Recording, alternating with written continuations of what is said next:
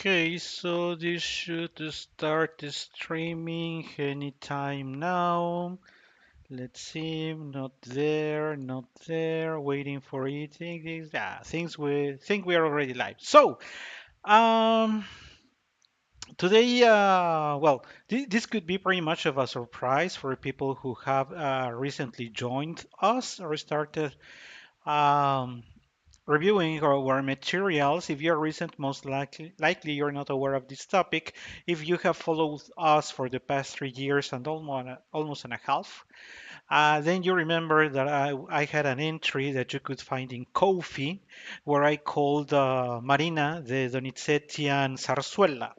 And I provided a good number of examples and reasons of why we should call it a Donizetian Zarzuela. So, for that purpose, we're going to be watching together, and in that sense, this is not exactly as we have promised before, that this is a spontaneous first time that I watch it. In fact, it is because I had some sort of remorse that we have had several sessions together, and I have never addressed Zarzuela, which, if you have followed the podcast, then you know that Zarzuela is one of my favorite genders. So, with that being said, and because it is fair to talk about Zarzuela, we are talking about the Zarzuela Marina. Marina is a very, very, very difficult zarzuela.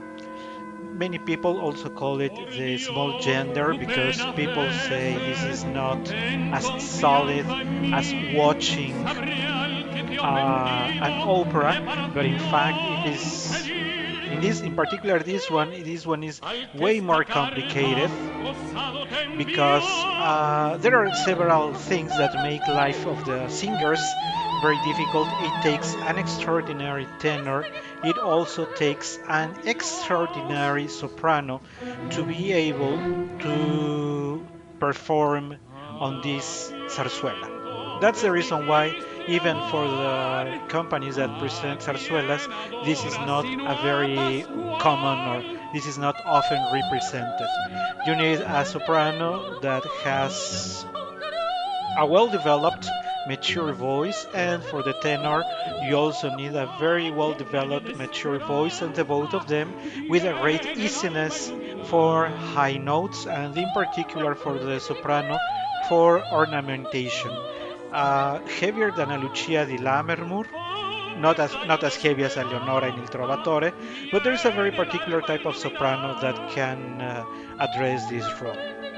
And I decided to play it from the duet, from the scene of the duet, not because I want to have my voice over the voice of Maestro Kraus and Ana María González, but because I think this can put you in context that before the final scene that we are about to watch, she comes from having a difficult duet, a long, difficult duet along with the tenor.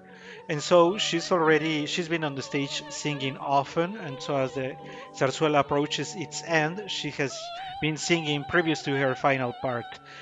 Uh, I also wanted to mention that I had the opportunity of watching Ana Maria Gonzalez live when I was very, very, very young. Um, And what I recall from Ana Maria Gonzalez's voice is that it was an extraordinary voice. Ana Maria Gonzalez was an extraordinary singer, beautiful, solid, colorful, emotion, good technique. Everything was there in Ana Maria Gonzalez's voice. But let me keep myself silent for a couple of minutes to let you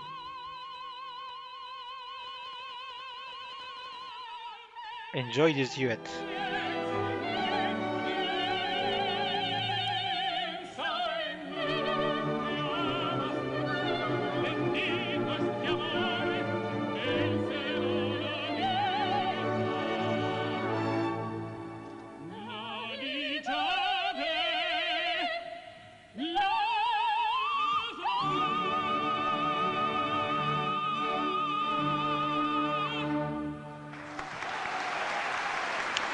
So guys, that's how you do it. The applause is going to be around a couple of minutes, so maybe we can use this time to share some thoughts additional thoughts on Marina. If you have the chance of watching a recording of Marina complete, I would strongly suggest you that you go for this recording with Ana María González and Maestro Kraus. Maestro Kraus was very comfortable in this repertoire. You will notice the opening Costa la de Levante, which is very difficult. I mean, the tenor is just starting and he needs to sing this along with the following scene, a real a tour de force for the tenor, a tour de force for the soprano, and you will find the reminiscences of Donizetti in the writing of this zarzuela by Maestro Arrieta.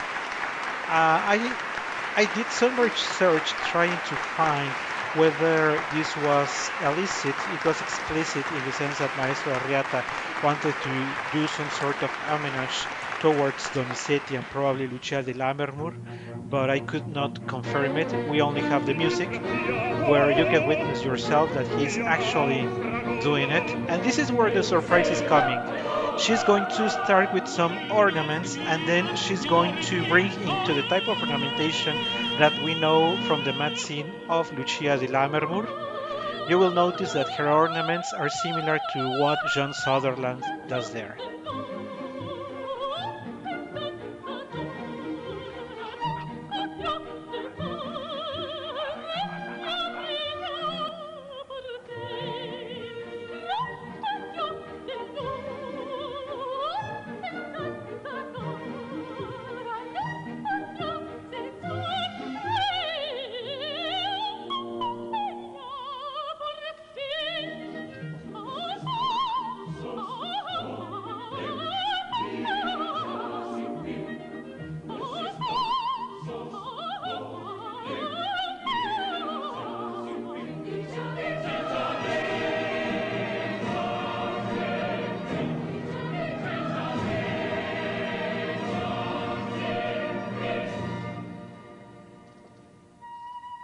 So if you like Lucia di Lammermoor and her Matzing, this is it.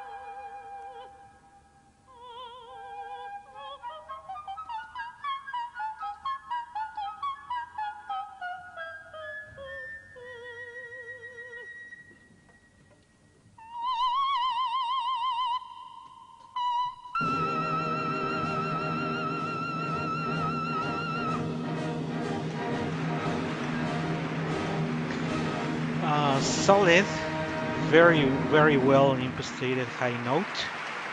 Um, this may come to a surprise to you if you didn't know Ana María González. As I was telling you, had the opportunity of watching her live many years ago when I was very young. I was surprised by the extraordinary voice she had. This habit of having Lucia de Lammermoor or having added this content of Lucia de Lammermoor there may be unfortunate or not seen positively by many people. I think I leave you to your own taste. Find out whether you think it was a good idea to add it to the end. But also, I wanted to call your attention to the fact that whether you like this edition or not, the Zarzuela Marina is completely out of this world. It's such a beauty to watch. Thanks for having joined me.